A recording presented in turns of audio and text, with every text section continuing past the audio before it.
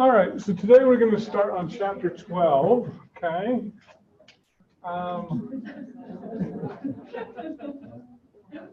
Which is sources of bias, okay?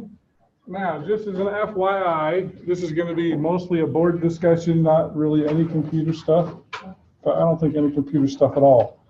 Now, having said that, starting, well, with chapter 13. So a quick reminder, we're going to do a review on Tuesday. We're going to do a test, a written test on Thursday in class. I believe I've scheduled the computer test for Wednesday through Friday of next week. So you can take that anytime the testing center is open. On your 5 questions that you normally turn in, a lot of you are really going back to definitions. I know definition is easy to memorize. Normally I want you to do a lot of more math, like calculate the correlation coefficient, show me a scatter plot. Those are what I'm more interested in. I do like definitions. I don't want to say, but I think in the directions it said no more than 2 definitions. So you should really be focusing more on math type problems, except for chapter 12. Okay, this is the one exception. So you can kind of focus a little bit on definitions this chapter, but in general, and in fact, I will just mention that starting in 2 weeks after our test next week, we're going to get very mathy. So I want you to really start, if you really want to do well in this class, you need to be thinking of math problems and solving them. That's what I'd like you to focus on. Today's the last exception to that rule, okay? All right, so we're going to be talking about sources of bias. I also believe I have graded all of the IRB forms. One of them I didn't approve because they submitted the exact same thing that I didn't approve the last time. But so everybody, I won't say, half of the groups I think I have been approved. I'm going to hopefully this weekend, I would like to get the rest of your IRB forms. I would like to submit them all at once. Don't collect any data until you get IRB approval from them. That's why your email address is on there. They will actually notify you, okay? But so starting in 2 weeks, we're going to really focus on real statistics. We've been doing baby stuff till now, okay? It's gonna get interesting, okay? All right. Now, sources of bias. There are 2 types of studies. There are experiments and there are observational studies, right? We talked about that like a month ago, so hopefully you haven't forgotten what those are. What's the difference between an experiment and an observational study? To influence on the population? Yeah, one influences, which one influences? Yeah, so this one is you're going to impose some sort of a treatment, and this one you're just going to observe and measure. Okay? Now, which is generally preferred? The experiment or the observational study is more generally preferred. What's that? It's actually the experiment. This is usually preferred because you have more control.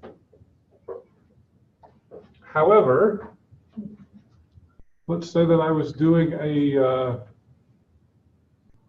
smoking study. Okay, is it ethical for me to force you to smoke? Or is it ethical for me to force you not to smoke? Yes. Yeah. Okay, so often we do observational studies. They're often done for ethical reasons. Okay? So experiments are generally preferred, but often we're I don't want to say stuck with ethical studies or with observation studies because they're more ethical. You can opt into an observational study. Okay, if I were studying on birth control, you'd have to choose to opt into that. okay? Or a drug study or a smoking study or something. Generally, those are done, okay? Now, the problem with both experiments and with observational studies, we have a problem with this called confounding, okay? Confounding means the effects of two or more variables are not separated due to what we call, I'm going to bring up a new term here, lurking variables. Okay? Now, my favorite definition for lurking variables is what you forgot to include in your study. Okay? So let me tell you a couple interesting cases of confounding due to lurking variables. So I guess I shouldn't get too far away from my microphone. There was a study done back in the 1970s, and it said that sugar caused heart disease. Anybody ever heard that before? You heard it before? You've heard that sugar causes cavities, but heart disease? Okay. There was another study that says no, sugar has nothing to do with heart disease. Okay. Mark Twain once said, you got lies, damn lies, and statistics. Who do you believe? You've got some confounding going on. A lot of times I think of confounding as conflicting studies. Okay. So what happened? Well, go ahead. To include the other things that the participants were eating, like excess water? Yeah, they forgot to include some other things. So here's the interesting thing. So back in the 70s, 60s, and 70s, it used to be there was no Starbucks, right? Starbucks is new, okay?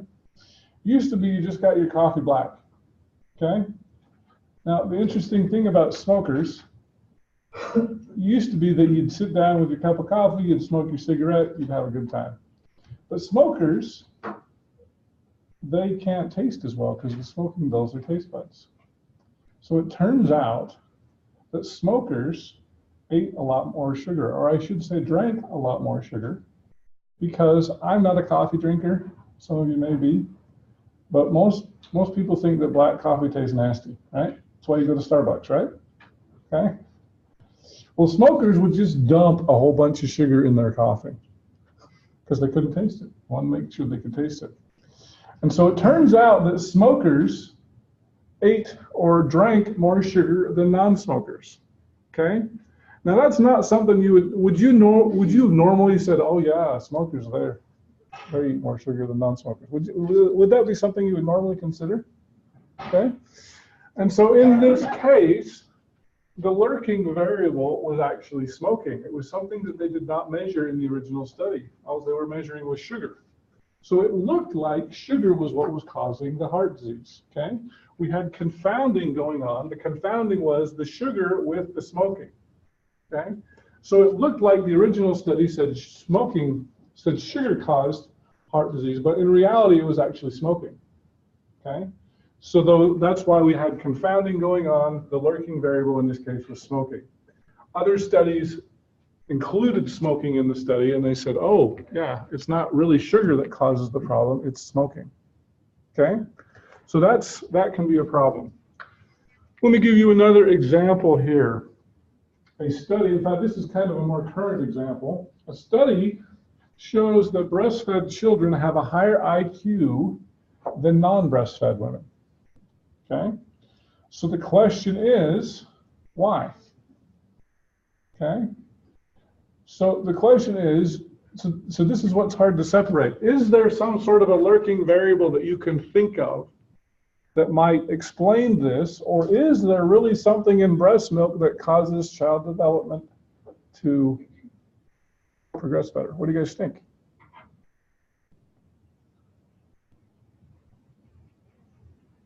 This is why lurking variables are so hard, because you got to really think about this stuff. Yes, Morgan. I don't know, it's just thinking out loud, but like generally the child is breastfed, that probably means that they're like well taken care of and well loved, so that parents are called and be more invested in their education and their well-being. Well, and I don't want to, because a lot of times we get into the socio and we make judgments. It sounds like the richer people are more invested in their child's education. And I don't want to make that kind of a claim, because it could be that poor people are just as invested in their child's education, but they got to work. They got to say, stick a bottle in the baby's mouth. I got to go to work. I got to make money. Okay. So yes, actually, socioeconomic status is a very important working variable. But and this is actually something that hasn't been studied. We haven't studied, but it seems like that's the bigger issue, because the richer women, a lot of them are stay-at-home moms. They have the time, they have the money that they can afford to breastfeed. They can talk to their baby, whereas the poor women don't have that luxury, and it really is a luxury. And so that's kind of the conventional wisdom, but they're still trying to identify, is there something in breast milk that could? But it seems like it's more of a socioeconomic factor. So that was very good thinking there, Maureen. Yes. I think maybe a while ago, there used to not be, you couldn't get everything you could out of breast milk in regular milk or formula. And now I think it's changed. And formulas have narrowed it changed. down to what it is in breast milk that's so awesome, and now we can put it in formula. So who's to say that it's, you know what I mean? Well, it might be that bonding thing with the mom, not that there's any more love. Maybe it strictly is bonding because only the mom can breastfeed. Right. But I wouldn't consider it a love issue, because obviously parents who, you know. Yeah, everybody loves their children, yes. But yeah, some of us have more time to love than others, right? Yes. I used to work in labor and delivery Uh-huh. in a hospital, and we always encouraged breastfeeding, because what she said, yes, like formula has developed a lot and they're able to make it more like breast milk, you can say, but for some reason they always just like the original stuff better, and we would always still It probably encourage tastes better, breastfeeding. although, yeah. But you just said there aren't that many studies done on it, so that's Yeah, really it is an interesting study, but it does seem like, yes, it's more of the bonding thing and the reading with your child, and so it's more of a rich versus poor than a breast milk versus not breast milk thing. So, all right, so so that's what makes these so hard. How do you do a study on breast milk? Do you force women to, or do you just, the problem arises in, if you just allow women to self-select, okay, then you're going to naturally have the breastfeeding women are going to probably be richer than the non-breastfeeding women. So you could introduce some lurking variables with the observational study that you actually didn't intend to. Okay, so that can be another problem. So let's talk about blinding. Now this is non-disclosure of treatment. Okay. Now it's kind of hard to do a blinding study on. Well, maybe you could say, well, a baby doesn't really care whether it comes from a bottle, but they do. You know, they can tell whether they're getting a bottle or whether they're getting a breast milk. But let's talk a little bit about the diet study. Okay, let's say that you're all overweight, and we want to find out the best diet to lose weight. Okay, so let's just split the group in half. You guys are on the vegetarian diet. You guys are on the exercise diet. Okay? Can you tell that you're eating vegetables and you're exercising? Okay? It works. Blinding works really well for drug studies. Here, take a pill. You don't know what's in it. You don't know if it's, you know. So that can be another problem. How about surgery? Okay? Should we do? Well, let's talk about placebo. Placebo is some sort of a dummy treatment. Okay, so tell you what, we want to find out if surgery is useful for, say, breast cancer or prostate cancer. So we're just going to cut you. We'll sew you right back up. You'll think we needed surgery, but all we did was put a scar on your chest. Is that ethical? No. Morgan's like, what? Okay, now there have been some interesting studies. So back pain. So they wanted to find out if acupuncture was useful in curing back pain. So that what they did was they divided it into 3 groups. One group, I think, got like physical therapy. One group got fake acupuncture, where they would like poke them with needles, but they wouldn't do it in the right place for as long or whatever, so you were getting pricked. And then the other group, they did the real acupuncture. So here's what was interesting about that, okay? The fake acupuncture did better than physical therapy, okay? And so the result, the real acupuncture did the best, but we have something called the placebo effect. Okay, and this is part of the reason why we do placebos is because sometimes people get better simply because they believe in the treatment. Okay? Now, one of the very interesting things regarding the placebo effect, they did a study and they wanted to find out about prayer. Okay? So they took a group of patients that were in the hospital for whatever reason, and they divided them into 2 groups. One group, they prayed for the patients, but they didn't tell them that they prayed for them. The other group, they prayed for the patients, and they did tell them that they prayed for them. Which group did better? The ones that they told. Okay, so what they said was, we think that's actually a case of the placebo effect. I tell you that I'm praying for you, and therefore you will get better on your own. But it's not just that. There can be some really strange things with the placebo effect. They did a study on a drug to cure baldness. Okay? So they took a bunch of men, they put some liquid on their head, told them it was the drug, but it was really just a placebo. Here's the weird thing. 40% of men grew hair. They literally grew hair. Like, how does that happen? Okay? Placebo effect. You believe in the treatment, you can grow hair. Okay? So it's pretty amazing. Let's go back to, we've got single blinding, single blind. We've also got double blind. Okay? Single blind is typical. The patient doesn't know. Although for a diet study or an exercise study, what are you going to do? Put a virtual reality headset on them and make them think they're exercising? You don't know that you're eating meat, so you don't know you're eating vegetables. Like those are, it's really hard to get a placebo study on those kinds of things. But a single blind, like I said, it works really well with drug studies, and with double blind, both the patient and the doctor don't know. Now, why do you think it would be important for the doctor not to know? It could introduce some bias, intentional or unintentional. So one of the interesting studies, there was a guy who, doctor up in Canada, and he did a study on, it was on prostate cancer. So what he did was he divided the men into 2 groups. One man got drugs, one group of men got surgery. And then he compared the results and he said, wow, surgery seems to really be helpful, okay? Now, one of the problems was because it was a single blind study rather than a double blind study, okay? The doctor selected who got what treatment. It wasn't random. And what he would do is he would look at somebody like Jordan and he'd say, you know, Jordan, you look a little bit old. I don't think you'll tolerate surgery well. I'm going to give you drugs.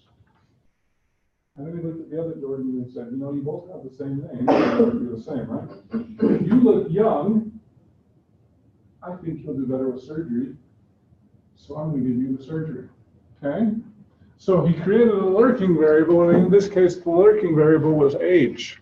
The old people got the drugs, the young people got the surgery. Oh, look, surgery's great, but he didn't do it with the old people, so he introduced confounding, okay? So that's why often it's better to do a double-blind study, because I don't think he intended to introduce bias into a study, but he did, okay? And so a lot of times, especially on drug studies, what they'll do is they'll just send the doctor. Now somebody has to know whether the patient's getting the drug or the placebo. But that'll be a third party, and they will just randomly select which Jordan gets the placebo and which one gets the drug, okay? So that can be important to think about. Another issue that comes up in studies are non-adherence, okay? They don't follow the protocol. We also have dropouts, okay? They stop participating. Okay, now this can be a problem with both experiments and without, more with experiments. These are actually a bigger problem with experiments. Okay, as I mentioned earlier, experiments are nice because usually you have a lot of control. Okay, if you're doing a drug study, especially a pain study, a lot of times they have very stringent entrance requirements, and in fact that can be. In some ways, experiments can actually be more biased than observational studies. Because, okay, well, you've got to be between 45 and 75. We're going to put you in a hospital. The nurse is going to come in every 4 hours. They're going to give you your pain pills. So you've got somebody. And so in that respect, experiments are a little bit artificial. And then a lot of times experiments will show great promise. Okay? But then, so they get FDA approved. This is a great pain pill. It's awesome. And then it gets out to the public, and we have a problem with what's called generalizability. Generalizability. Okay? It means that it's the ability such that the sample results apply to the population. And so a lot of times, what will happen is they'll approve a drug and it will show great promise. They'll give it to the rest of the nation, and then the nation has a problem with generalizability. It doesn't work as well as it did in the treatment. Because you don't have your nurse reminding you to take the pills every 4 hours. Or if you're doing a diet study, yeah, you'll sneak a candy bar. Okay? So this Atkins diet doesn't work as well. Okay? So that can be a big problem. We also have a problem with dropouts. People just stop participating. It can be a big problem, especially when you think, oh, I'm getting the placebo, this is not working, I'm not going to participate anymore. Maybe you are, maybe you're not. Okay? And so that could cause problems where people just stop participating, or they don't want to exercise anymore, or they don't want to take the diet or whatever. So that can be a big problem. These can have a big impact on the study.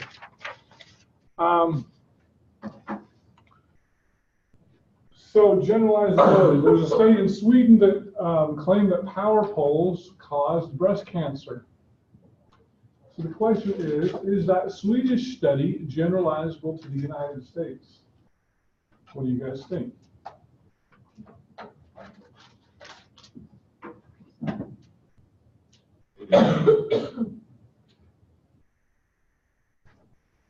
Don't all speak at once. I feel like you could go to, sorry, wait, you're asking if it's more towards them or the United States? So a Swedish study said that people who live near power poles get more brain cancer. So the question is that generalizable to the United States? I mean, I want to say yes, because I feel like there's power poles here, but I don't know, are they different in Sweden? I guess that could be a working variable of how much wattage or amps or, Yeah, we don't know. Maybe they're more powerful. Yeah. Maybe the United States has better insulation on our power poles. You've got lots of possible working variables. You know, you can't plug something in America into Sweden because they've got different electricity requirements.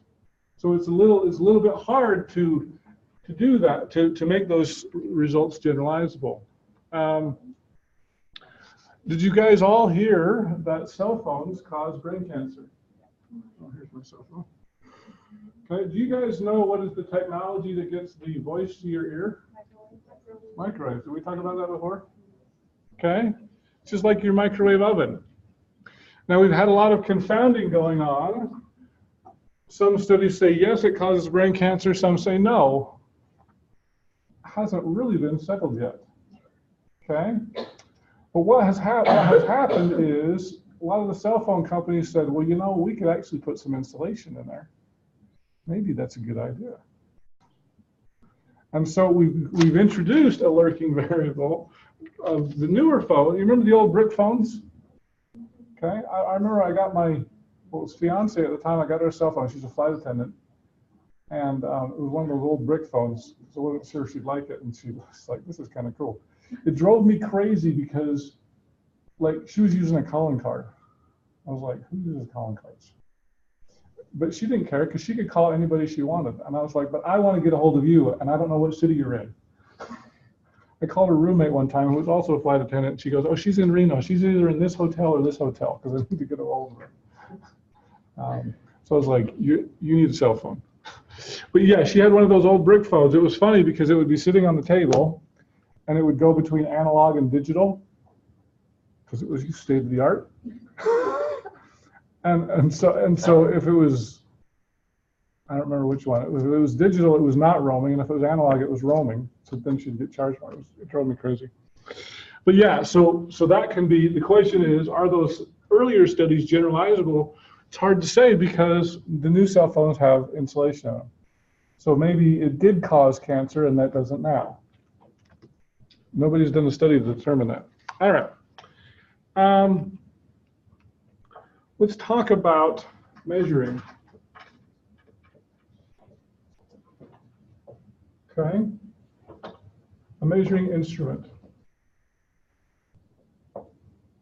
Okay. It's a tool to measure, which sounds easy. So if I wanted to measure how fast somebody was, say, what would be my instrument? Some sort of a timer, stopwatch, okay? If I wanted to measure how long something was, what would be my instrument? What's that?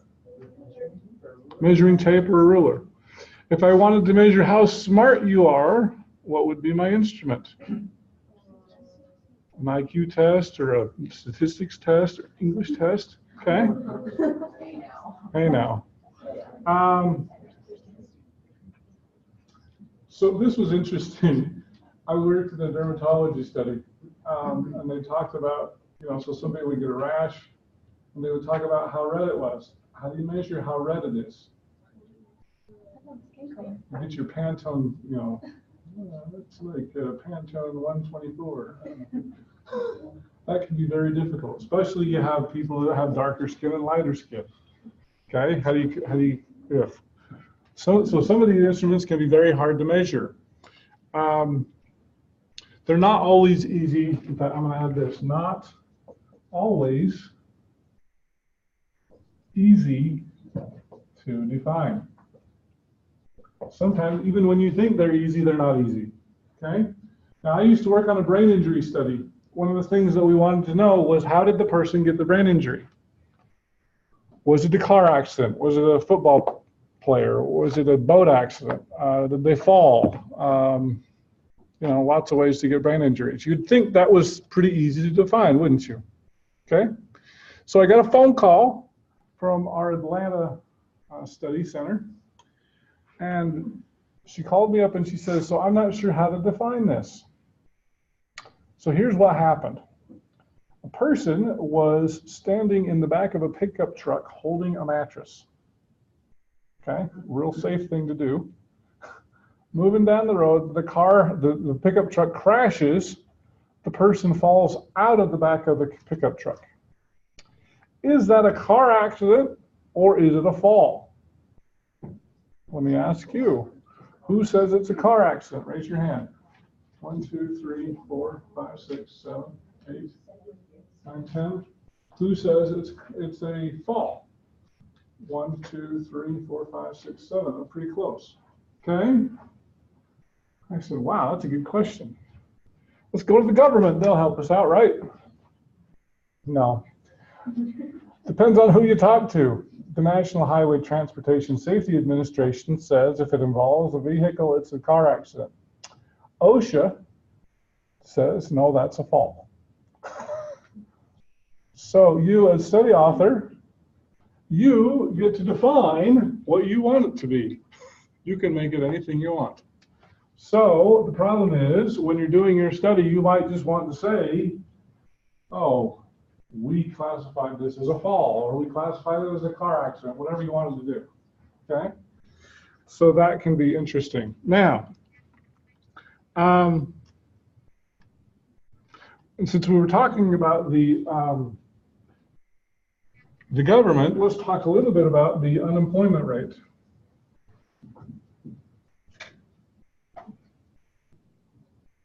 Okay? The unemployment rate does not include, well, before I answer that, let me ask you guys a question. What if you have a job and you go on strike? Should you be counted as employed or unemployed?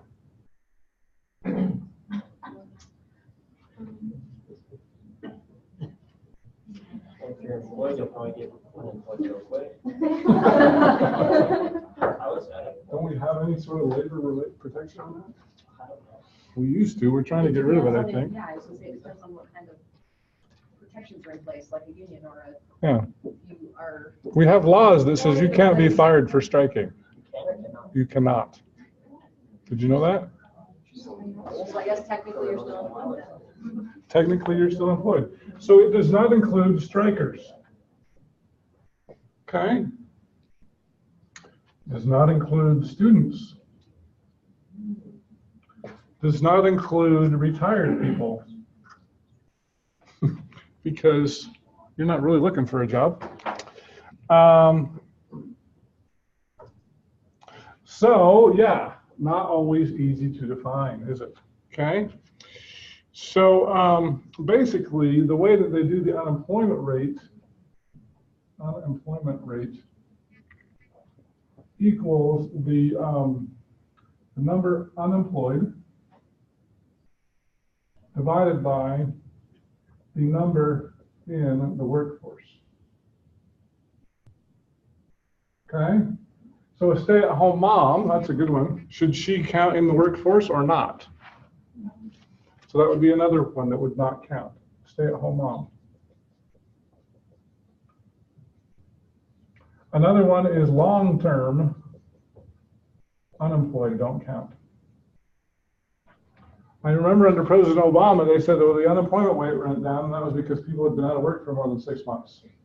Don't count them anymore. And then the weird thing was, is they said, oh, we added 200,000 jobs last month, and the unemployment rate went up. Because you had all these people that didn't count previously that were now in the workforce. And so it's still like, yeah, so this can be kind of confusing. It goes down when you expect it to go up and vice versa, okay? Here's a very important thing. I want you, rates are better than counts. Okay, I want you to put a big star on your paper, okay? No matter how often I say this, we've talked a little bit about the projects that are coming up, okay? I do want to know your counts, but more importantly, I want to know your rates, okay? Now, it's important that when you're doing this, I think with all of them, you're supposed to get a minimum of 30. I want to know your counts. I also want to know your rates, okay? Let me give you an example. Let's say that we've got the year is 1994 versus 2006. We talk about deaths on the highway. In 1994, it was 40,716, and in 2006, it was 42,642. Okay, we've got drivers, got 175. Oh, by the way, I need to turn my thing, I keep forgetting. 175 million.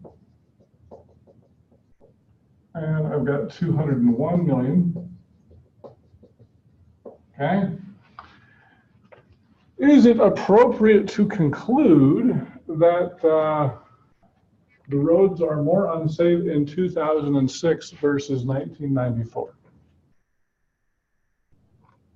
It's not safer to conclude that. Okay. So you could do deaths per million. And you might find that this was, say, 1.7 deaths per million, this was 1.4. Okay? So even though the deaths had increased because we have more drivers, the rate's gone down. Or maybe that's millions per death, I can't remember. Anyway. So having said this, okay, when you're doing your graphs on your project that's going to be coming up, we're going to start really getting into the math where you can actually do this stuff. But I want to emphasize here, I want to know your rates. I also want to know your counts. Don't hide that from me so that I can calculate and see if you did your rates properly. But when you're doing a graph or something, your rates are going to be better than your counts. Okay? I know I'm going to say this, and you guys are still going to forget. Rates are better than counts. Okay? I want your counts. I want your rates even more. Okay? We also want to talk about predictive validity. Okay? Can you use some instrument to predict something else? And I don't mean that as a yes/no question, but how well, in fact, maybe I should, maybe instead of can you, how well can you use something, an instrument to produce something else, okay? So let's say I wanted to find out if firefighters were intelligent, okay? Would it be useful to give them a calculus test?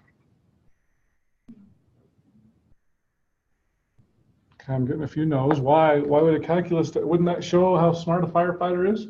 That's just one, like that's one part of intelligence. Like intelligence includes math, reading, comprehension, understanding. Okay, and he's probably not going to use a lot of calculus on his firefighting, right? Yeah. Okay, so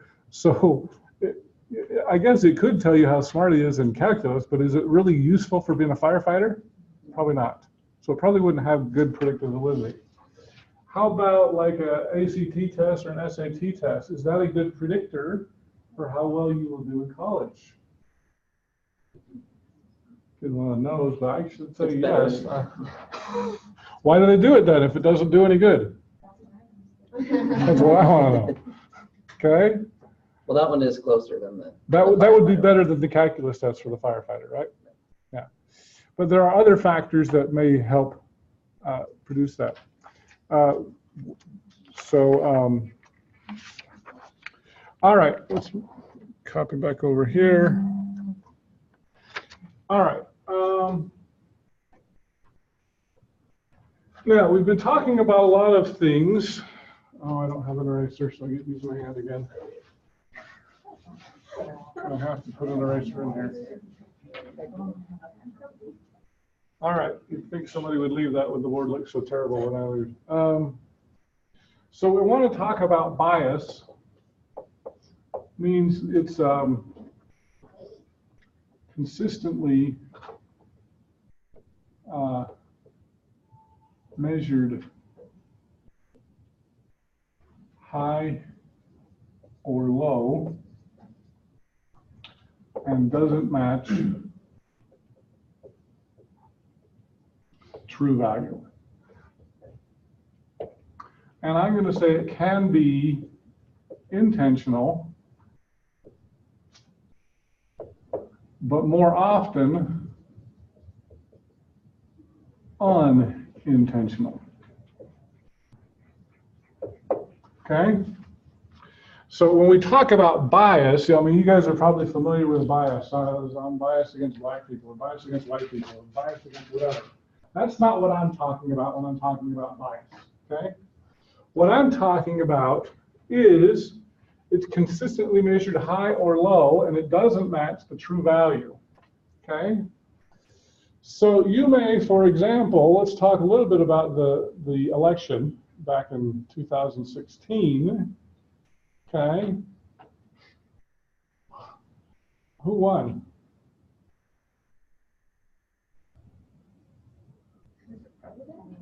Who won the election?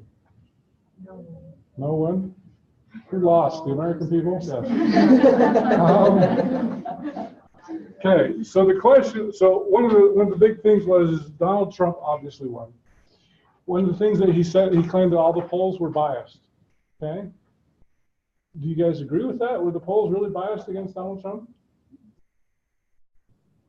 Well, they were consistently saying that he was going to lose the election, like all of those. Yeah, so in the sense of, did they get the number right?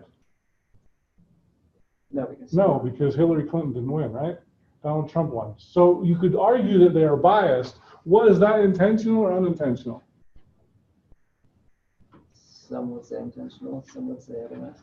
Yeah, but let's be objective about this. Would you say that they were the pollsters out there to purposely be wrong? No, that was wrong. And in fact, we'll talk about this when we start talking about confidence intervals. You're going to find out that those polls were actually really accurate. Okay. As we talk about surveys they're an observational study, and we try to figure out what the public thinks about the topic. Okay? We can have different kinds of errors.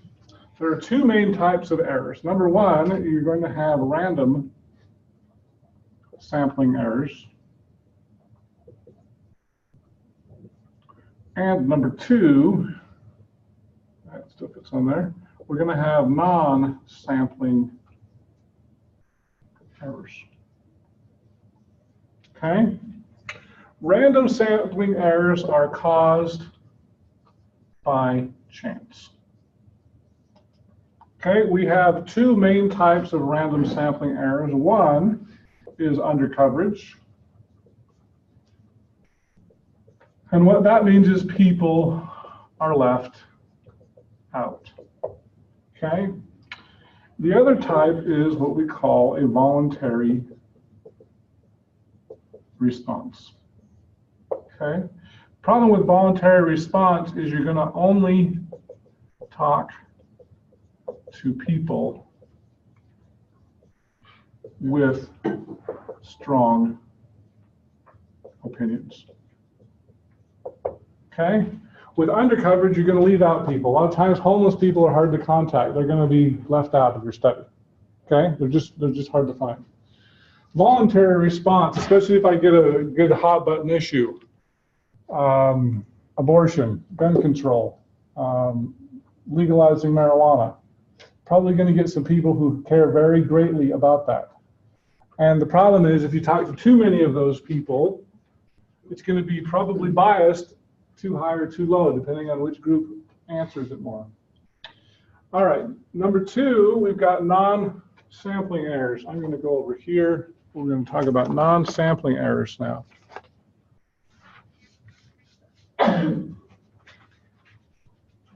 Okay, non-sampling errors consist of response errors. Okay, you have two types of response errors. You have lying and you have forgetting. Don't assume people are lying, okay? Usually they don't, but sometimes they do. But let me ask you a question. You remember what you ate for breakfast last Tuesday? Who remembers? Gabrielle, because you eat the same thing every day, right? Okay. Okay, but most of you don't, right? So forgetting, especially when we're talking about a diet study, you could be lying. You could purposely say, well, yeah, I didn't eat that candy bar. No, I didn't. But it could be more likely that, yeah, you just didn't remember that you, or you overstated the number of vegetables that you ate, okay? Or you didn't remember certain things. We also have another thing called processing errors. You can think of those as typos, okay?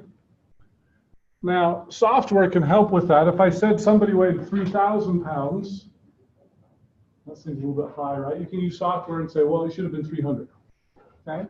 But if you put in somebody that was male and you meant to put they were female, that one's going to be a little bit harder to catch, right? So we've also got another issue with non-response. Okay? Now that's different than undercoverage. Undercoverage means you didn't know the person existed, so you couldn't contact them. Non-response means you either refuse or you did not answer. You know, let's say you're doing a phone poll, you know the phone number because you got it out of the phone book, they just don't answer the phone. Or they do answer the phone and you say, will you answer my question? They say, no, get off my phone. Okay, so that can be another issue. We've also got wording of questions. Okay, simple wording changes can have a big impact. If I ask you, do you approve or disapprove of the job of the president, versus do you approve or disapprove job of, and then insert current president, Trump, Obama, Bush, Clinton, whatever.